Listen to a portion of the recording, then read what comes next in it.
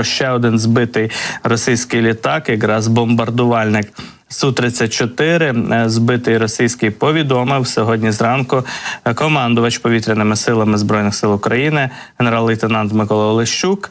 Отже, якраз сьогодні бачимо його допис. Над ранок генерал повідомив про те, що знищено ще одну російську сушку. Напрямок той самий, східний напрямок, мінус Су-34 на східному напрямку, і подякував за роботу нашим військовим, нашим захисникам неба. Микола Олещук. Сьогодні 29 лютого, зауважив він, ця дата випадає раз на 4 роки, вкрай рідко, але для росіян це вже звичний день, який позначений втратами, черговими втратами. Їхній ще один літак був збитий і упав десь над Україною. Мова йде вже про 11 збитих російських літаків за неповні останні 2 тижні. І досі різноманітні експерти, коментатори, оглядачі думають, гадають, яку ж зброю застосовують українці, аби збивати з такою регулярністю російські сушки. Сушкопад, звичайно, нас тішить. Тут не тільки Су-34 збиваються регулярно, але і Су-35, і винищувачі, які супроводжують ось ці бомбардувальники, які ми зараз бачимо на екрані. А 34-ті Су росіяни використовують саме для скидання важких бомб, керованих бомб на прифронтові міста і села в різних регіонах України, як вже було сказано. І саме Су-34 найбільше збивають наші військові. Серед тих 11 збитих літаків, здається, 7 – це якраз Су-34 літаки. І можемо побачити, як саме діють такі літаки в прифронтовій зоні. Наші військові, які тримають оборону на Донеччині, на Бахмутському напрямку, в районі міста Часів Яр, зафіксували якраз траєкторію такого літака, який заходить на точку скиду авіабомб і на розвороті, власне, скидає ці бомби вже по Часовому Яру. І далі вже цей літак розвертається і відходить далі від лінії фронту. Можемо побачити із коментарем наших військових в наступному відео. Оце літак максимально близько підлітає до передової. Як тільки він розвернеться, це буде означати, що він випустив керовані авіабомби, каби. Дивимось, чекаємо.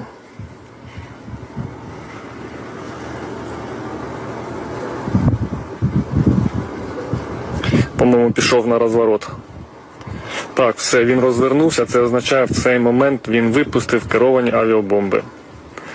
Зараз парадійки передадуть, що нам всім треба ховатися.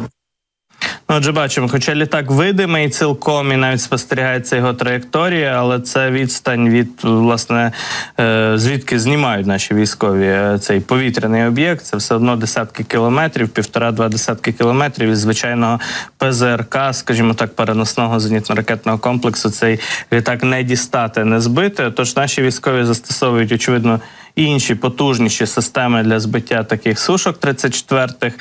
Йде мова, зокрема, про Петріоти. Мандрівний Петріот уже став таким собі міфом, легендою цієї війни.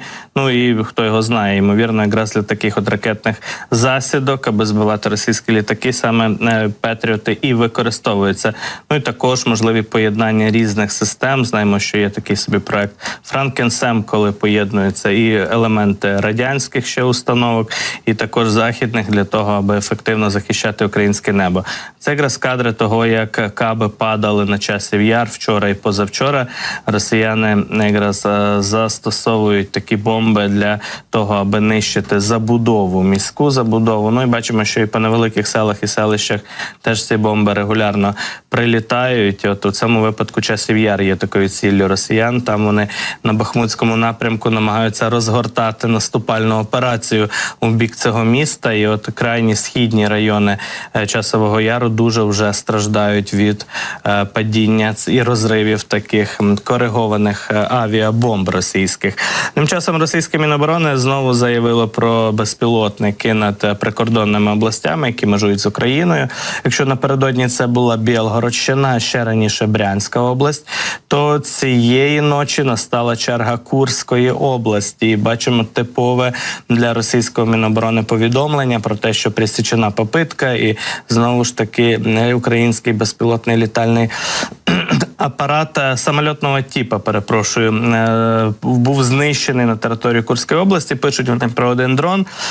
Більше жодних повідомлень не було. І знову ж таки немає деталей, де саме, над яким об'єктом цей дрон було знищено. Чи він був один-єдиний, бо, як правило, дрони ці поодинці не літають. Завжди групами їх відправляють хвилями в бік Росії. Зрештою, з боку українських офіційних, скажімо так, військових інституцій, речників не було повідомлення про якісь масовані атаки у бік Росії, тому залишається чекати ймовірних уже випадків фотофіксації, скажімо так, випадків об'єктивного контролю ймовірних уражень цілей на Росії. 3 ночі підряд ми бачимо, що саме у прикордонних областях, які межують з Україною, фіксуємо появу дронів і спробу росіян їх знищити і знешкодити.